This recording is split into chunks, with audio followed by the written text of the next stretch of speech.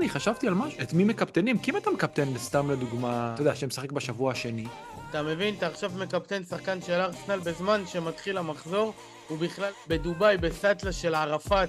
אבל יכול להיות לך שחקן מליברפול, שיכול להיפצע או לקבל אדום נגד פולאם. אתה קפטן, אומרים לך מראש, יביא לך 8, אתה לא קונה את זה? לא תמיד. תמיד. ממש לא. אני החלטתי, אני רוצה מהיום והלאה לקפטן רק שחקנים שהם קילרים, ורצוי שהם יהיו גם על פנדלים.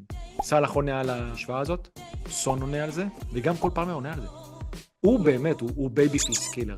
הוא רוצח בעיניי, תמיד יהיה אצלי איפשהו במחשבה של הקיפטונים. אני רוצה קילרים ורצוי שיהיו על פנדלים. זה לא תמיד הולך ביחד, כן? אם זה הולך ביחד, זה השילוב המושלם בעיניי. ואני אגיד לך משהו על סאקה. אני לא הולך לתת לו קפטן. אין מה לדבר עליו, אין מה לדבר עליו. מי הוא לא- ייתן הוא לא- לשחק קפטן עכשיו, נראה לך? אם אני עם דרווין, אני נשאר. בואכה מקפטן. מאוד מעניין